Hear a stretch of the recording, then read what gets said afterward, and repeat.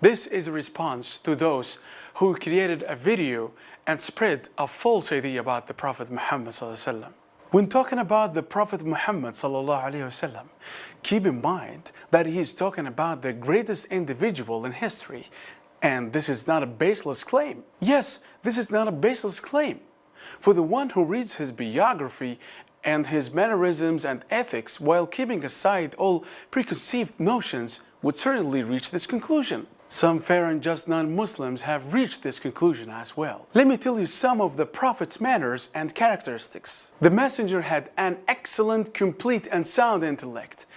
No man has ever had an intellect as complete and perfect as his. This becomes clear to an individual when the researcher reads the Prophet's biography and understands the state of affairs, his meaningful and inclusive utterances, his traditions, and his good manners, ethics, and moral character, his knowledge of Torah and Gospel and other divine scriptures, and his knowledge of the statements of the wise, and knowledge by gone nations, and ability to strike examples and implement policies and correct emotional manners. He was an example and paradigm to which his people could relate to in all branches of knowledge, acts of worship, medicine, laws of inheritance, lineage, and other matters as well. He knew and learned all of this without reading or examining the scriptures, those before us, nor he sit with their scholars. The Prophet Muhammad ﷺ was wise to the fullest extent of his mental capacity. Allah, the Exalted,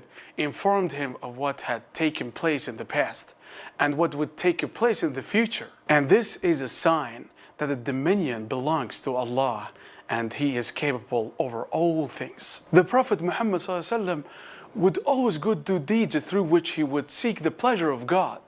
He was abused and harmed when he invited people to Islam. Yet he was patient and endured all of this and hoped for the reward of God. The Prophet Muhammad ﷺ was honest and sincere in all his matters. The Prophet Muhammad ﷺ was a living example for all humans to follow. Aisha, his wife, was asked about the manners of the Prophet.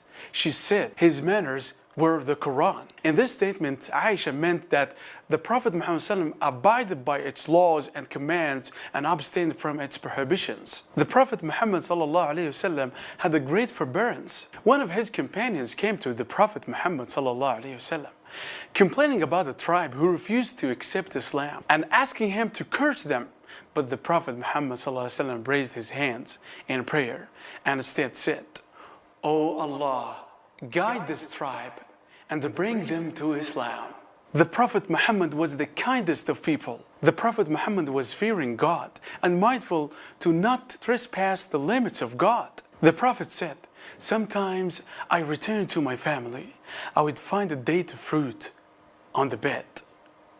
I would pick it up to eat it, but I would fear that it was from the charity, and thus threw it back on the ground." He helped and assisted his family members with their chores, but when the call of the prayer was heard, he would stop everything and leave to attend the prayers. One of the companions of the Prophet Muhammad ﷺ said, "I have never seen a man who smiled as much as the Messenger of God. He was so honest and humble. He visited the sick, whether Muslim or non-Muslims. The Prophet Muhammad ﷺ at his house was like any man. He washed his clothes, milked his sheep, and served himself." The wives of the Prophet Muhammad ﷺ, why did he marry 11 women? After the death of his first wife Khadija, the Prophet Muhammad ﷺ married 11 women. All were divorces, except Aisha. 6 of his wives were from the tribe of Quraysh, and 5 were from different Arabian tribes. The Prophet Muhammad ﷺ married 11 women for a number of reasons. Number 1, legislative purpose. The Prophet Muhammad ﷺ married Zainab bint Jahsh. Arabs in the era of ignorance would prohibit a man from marrying the wife of his adopted son. They believed that the adopted son is like a man's actual son in all aspects. The Prophet Muhammad ﷺ married Zainab although she was previously the wife of his adopted son, so that the Prophet Muhammad ﷺ married Zainab to abolish this belief. Number 2, political reasons and for the spread of Islam. Number 3, social reasons. The Prophet Muhammad ﷺ married some of his companions' wives who had died in battle or while on a mission to preach Islam. He married them even though they were older than him. He did so to honor them and their husbands. And keep in mind, all wives of Prophet Muhammad ﷺ were not virgin, nor were they young or beautiful. So how can anyone claim that the Prophet Muhammad ﷺ was lustful? He just followed the practice of previous prophets, just like Moses, who no one objected to the plural marriage. And finally, what did they say about Muhammad? Muhammad himself, after all that can be said about him, was not a sensual man. We shall err widely if we consider this man as a common voluptuary, intent mildly on base enjoyments, nay on enjoyments of any kind. The German poet, Wolfgang Goethe, I looked into history for a human paradigm and found it to be in Muhammad.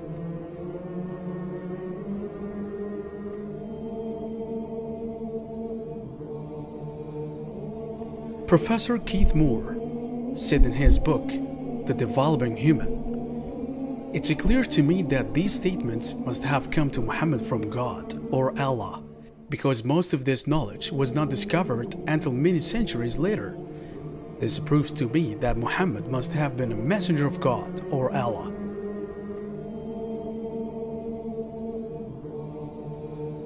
My last word for Muslims: don't think that if you change your logos or mottos or your phrases, that would bring victory. No.